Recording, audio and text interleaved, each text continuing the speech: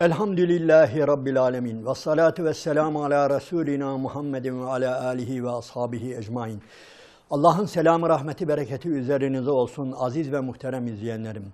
Ve Duha suresi üzerinde sohbet ediyor idik. Bu ikinci sohbetimiz ve 4. ayeti kerimeye gelmiştik. Ve Allah-u Teala buyuruyor ki 4. ayeti kerimesinde Bismillahirrahmanirrahim. وَلَلْ آخِرَةُ خَيْرٌ لَكَ مِنَ الْعُولَى. Evet, bu işin sonu başından daha hayırlı olacak. Daha hayırlıdır senin için. Bu ayet-i kerimenin anlamı budur. Bazı kardeşlerimiz ahiret dünyadan daha hayırlıdır diyor. Elbette o doğrudur ama burada o anlatılmıyor. Evet, yani elbette ahiret vel ahiretu hayrun ve ebqa. Amenna, ona inanıyoruz ama burada Rabbimiz bu işin, yani senin bu peygamberliğin sonu var ya, başından çok daha hayırlı olacak. Yani başı nedir? Başında yalanlanıyorsun, bir avuçsun, seninle alay ediliyor, mecnun deniliyor, hakarete uğruyorsun, taşlanıyorsun, sürülüyorsun. Yani üzerine deve pisliği konuluyor, deve işkembesi konuluyor. Yani hep acı günler, kimsesiz günler, tek günler. Yani bir avuç insan.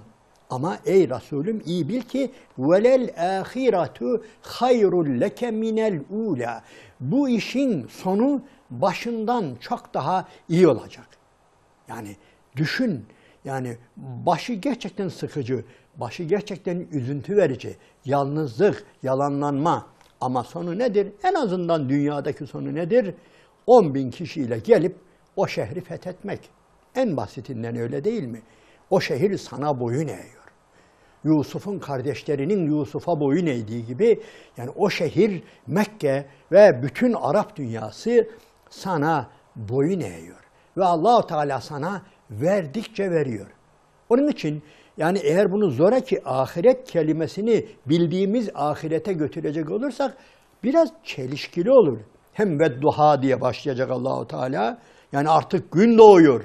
Yani bu dünyada senin günlerin doğuyor ey Resulüm. Işıl ışıl günleri bekle diyecek. Hem de ahiret daha iyi. Yani dünya kötü gidecekse o zaman çelişki olur. Yani eğer öyle dersek, o anlamı verirsek nedir? Surenin başı ile ve bir de gerçek dünya ile çelişki olur. Gerçek tarihle, Efendimizin hayatıyla da bir çelişki olur.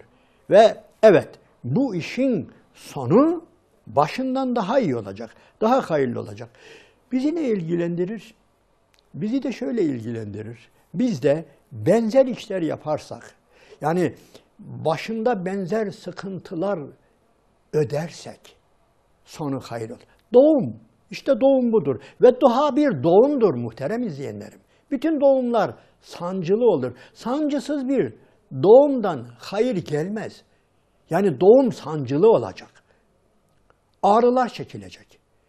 Taşıma esnasında, doğum esnasında yani bir sıkıntı vardır. Ama doğduktan sonra yani bir çocuk dünyaya gelecek. Ve o çocuk bir alem alacak. Yani bu bir doğumdur.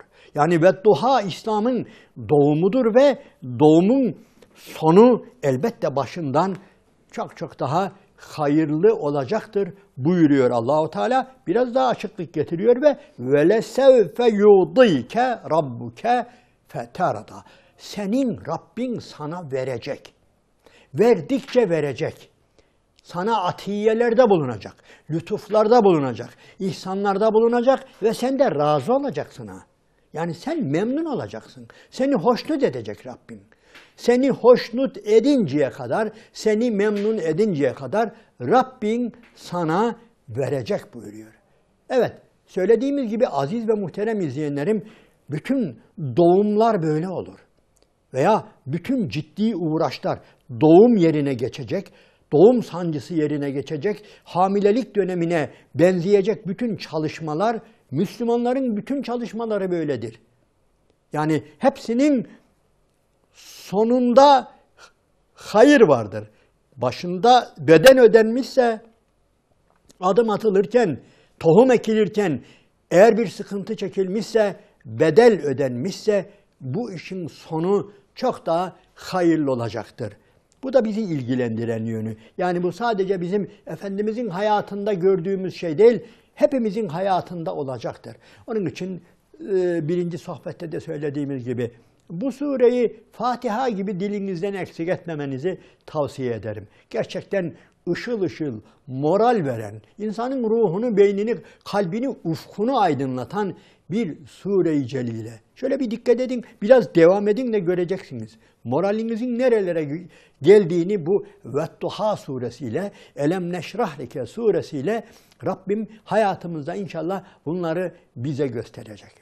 Verecek diyor. Senin Rabbin sana verecek. Ve lesevfe yu'tike rabbuke feterda, ve sen de razı olacaksın ha. Seni memnun edinceye, seni hoşnut edinceye, seni razı edinceye kadar Rabbin dünyada da verecek. Ahirette verecek zaten. Amenna. Ama bu dünyada da sana verecek. Onun için muhterem izleyenlerim, hem bireysel hayatımıza bakalım, hem cemaat hayatımıza veya daha genişletelim. O hayatlarda ne kadar işin başında sıkıntı çekilmişse, bedel ödenmişse, Allah-u Teala onu daha ahiretten önce bu dünyada onu bize veriyor. Onu bize gösteriyor. وَلَلْآخِرَةُ خَيْرٌ لَكَ مِنَ الْعُولَى. Bizim hayatımızda da tecelli ediyor. Bireysel hayatımızda da, cemaat hayatımızda da, kitlesel ekip hayatımızda, ekip çalışmamızda, cemaat çalışmamızda, daha geniş çalışmalarımızda Allah-u Teala bunları bize veriyor. Yalnız bir kural koyuyor. Bu işin başı sancılı olur. Yani bu işin başı da sancısız olacak olursa orada hayır olmaz. Kesinlikle çocuk ağlaya ağlaya doğacaktır. Kesinlikle annesi sancı çeke çeke o çocuğu dünyaya getirecektir ki gözü aydınlık olsun. Evet, bu da böyle. Bismillahirrahmanirrahim. Elem yecidike yetimen feâve. Hem Resulüm bu bundan sonraki hayatta de önce olmadı mı ki hatırla. Yani sen başı hatırlayla daha da başa git.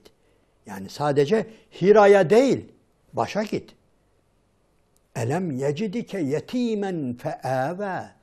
Seni yetim olarak bulmadık mı ve seni barındırmadık mı? Tabiri caizse seni bağrımıza basmadık mı? Seni yetim bulup bağrımıza basmadık mı? Muhterem izleyenler, bu kelimeler üzerinde yani öylesine durulması gerekiyor ki, önce şunu belirtelim. Yetim babasız demektir. Ama aynı zamanda anne size de, herkese yetim denir. Ama yetim Arapça itibariyle, kelime itibariyle babasız demektir. Babası olmayan, babasını kaybeden kişiye yetim denilir. Özellikle tabii çocukluk döneminde. Buradan biz bir başka yere gidiyoruz.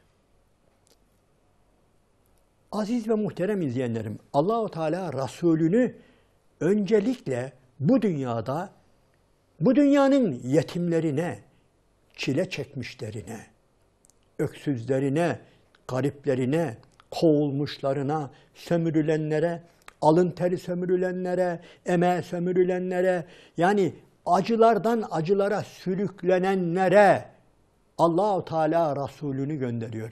Veya şöyle de diyebiliriz. Allah-u Teala'nın vahyi yeryüzündeki bütün mazlumlar adına, bütün yetimler adına, bütün garipler adına onlardan bir mastıra, onlardan bir numune seçilerek, onlardan bir temsilci seçilerek Allah-u Teala vahyini bir yetime, bir fakire, bir öksüze, bir kimsesize, bir kalbi münkesir, kalbi kırık birisine gönderiyor. Aslında tarih boyunca da böyledir. Dikkat edin. Hazreti Musa kimdir biliyor musunuz?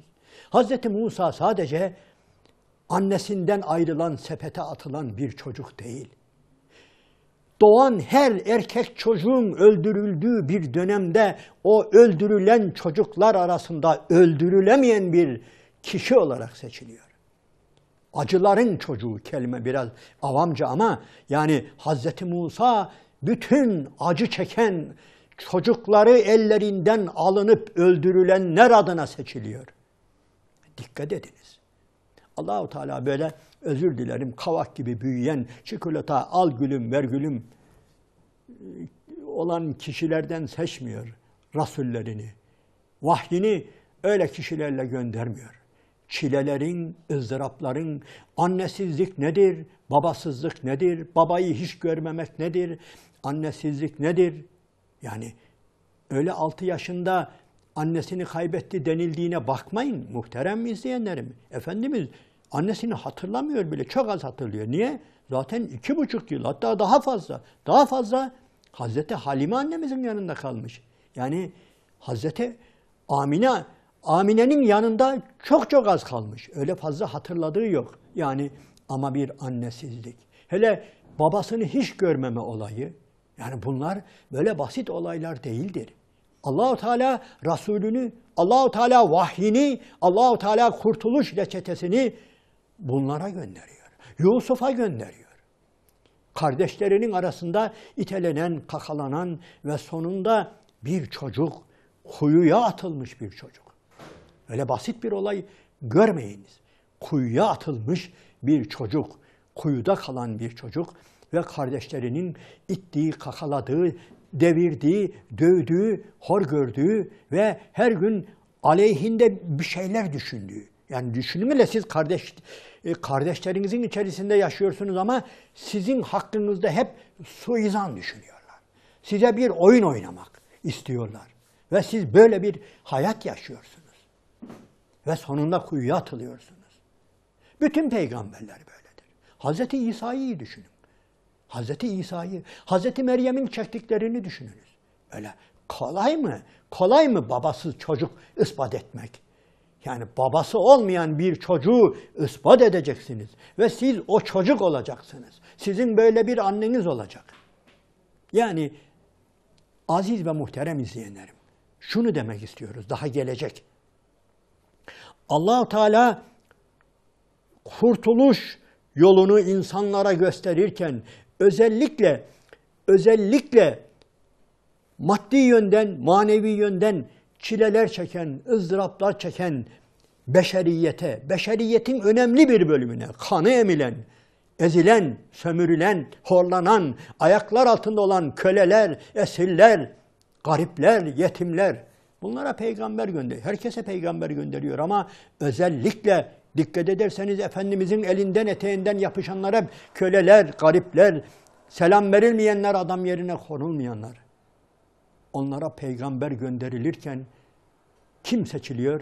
İşte bir yetim seçiliyor, bir fakir seçiliyor, bir garip seçiliyor.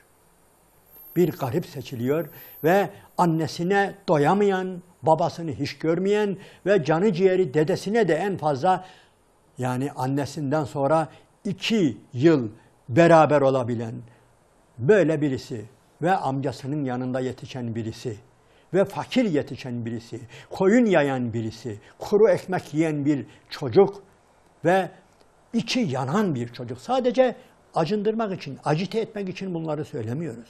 Yani toplumu ancak böyle birisi kurtarır. Annesizliğin ne olduğunu, babasızlığın ne olduğunu, dedesizliğin ne olduğunu, yokluğun ne olduğunu, itilmişliğin, kakılmışlığın ne olduğunu bilen birisi diğer insanları anlayabilir. Diğer insanları ancak bu acıyı ta ciğerinde, içinde, yüreğinde yaşayan birileri anlayabilir ki Allah-u Teala, yani demek istediğimiz Allah-u Teala Resulünü ta ezelde seçmiştir. Yani böyle rastgele, bunu birçok defa daha söylediğimi hatırlıyorum. Mevdudi rahmetullahi aleyhim dediği gibi Allah-u Teala yoldan giden bir adamı çevirip peygamber yapmamıştır hiçbir zaman dediği gibi işte bu olayda böyle.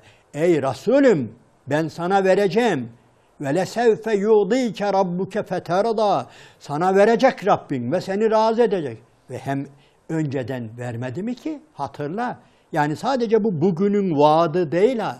Yani bugün sana Rabbin bir şeyler vaat ediyor değil. Bunun ispatı geçmişe dön, arkana dön, geriye dön. Bak sen böyle birisi değil miydin? Ve Allah seni özel olarak seçti. Kulum dedi, Rabbuk dedi, senin Rabbin ey Muhammed dedi sallallahu aleyhi ve sellem. Bunlar az bir iltifat, az bir nimet değildir.